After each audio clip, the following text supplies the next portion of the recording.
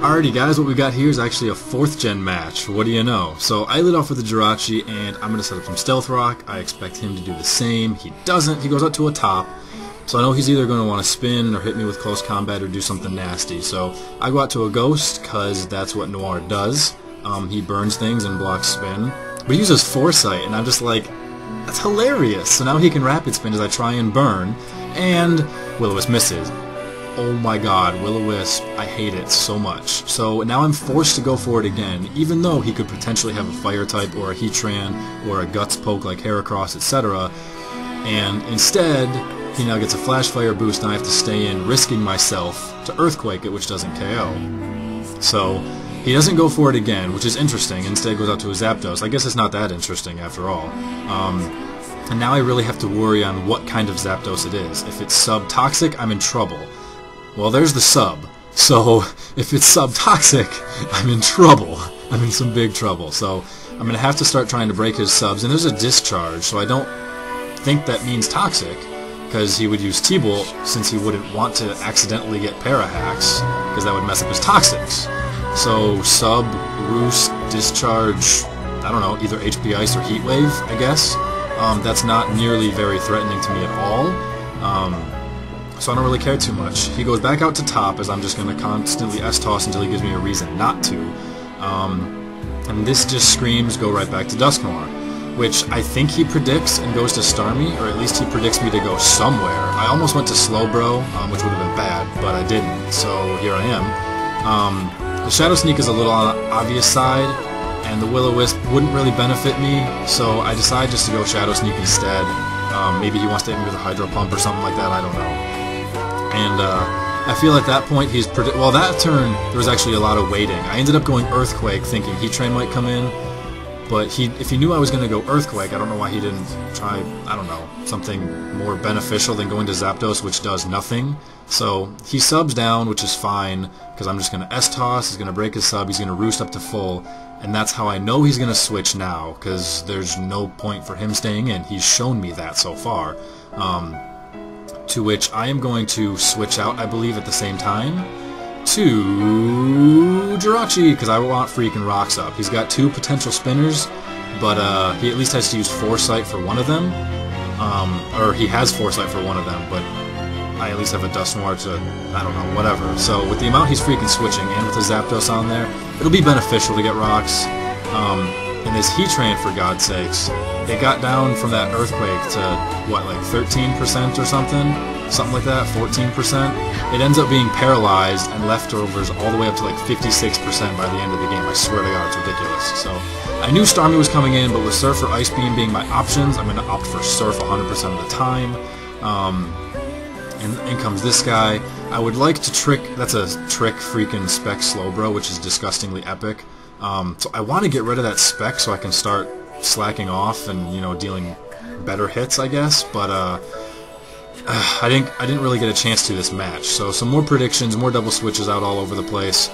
Now I can finally get rocks up, but I end up going T-Wave this time because I know that I need that Zapdos T-Waved if I want to have a chance at killing it, or at least killing it easily. I end up paralyzing the Heatran now, so that's cool, I guess. I'm still afraid of him getting hit with Fire, and I'm afraid of Blissey getting hit with Explosion, so I opted that turn to go to Dusknoir for the Explosion. Didn't happen, so be it. I go Earthquake that turn, I think? Yeah, I go Earthquake because I know if Zapdos comes in, I don't care, I go to Blissey. To which, yes, at this point it's happened enough, he could go straight to T-Tar. I'm not sure how much I'm afraid of that just yet, so I go for a Will-O-Wisp that time, and he goes up to Starmie, which makes me think now he really wants to smash me with a Hydro Pump. But because of the burn and residual damage, yes, I do have -1 attack. He's not going to live a Shadow Sneak, or at least it'll be damn close. So he goes to T-Tar now, which so far he's shown me he has not had Pursuit, so I feel safe to switch out. But so does he! What are you doing? I guess he was predicting a burn, predicting I would survive, but he's got freaking Substitute anyway, so if he really predicted that, he would sub. But he didn't. So here's my Breloom, to which I can't do anything to Heatran at the moment, so I go out to Slowbro hoping I can survive, and he goes out to Starmie. I'm like, well, that sucks. I guess I could go to Bliss and force you to, I don't know, but he goes for Surf, which is interesting, and ends up finishing me off. So that tells me he's probably Specs. If that's his train of thought, that a Surf would freaking KO Slowbro at 30%, it's a little surprising. I run an offensive Slowbro, but if I ran a bulky one, that probably wouldn't work. So whatever. Some more random switches go on, who really cares what's going on, and Jirachi comes in. Finally it's got a couple of things T-Wave, so now it's time to get Stealth Rock up, yes? Wait, hold on, did I look at that wrong? Oh no, I brought Jirachi into the U-turn. Okay, never mind. Because I knew it was going to U-turn, so I wanted to bring in something that I knew would have a good scenario going on. I'm still afraid of Explosion. Here he is back up to 56 freaking percent. And I totally just took a guess when I said 56. I didn't mean that he got 56 and then it was done. Apparently he gets higher. Sorry guys, if you predicted Explosion right there. So did I, clearly, because I went to Dustmore. He keeps switching from T-Tart. Does he not have Dark Stab? He must not have Dark Stab. He ends up revealing eventually that he's got Sub and Flamethrower. So obviously it's a Boa, but he doesn't have Crunch or Dark Pulse? Okay, I don't know what his last move is. Okay, I don't think he shows Stone Edge. I don't think I ever see what his fourth move is, but that's the way things go. So I'm trying to get Dustmore up here a little bit higher so that I can deal with Zapdos a little bit if I have to. And so I'm just trying to pain split on things, whatever. And here we go, I'm expecting Heatran to come in, I think. So I believe I Earthquake, and he uses Foresight, which it's like, why? There's nothing to Rapid Spin. He gave himself a chance to get burned for nothing. So it really bothers me.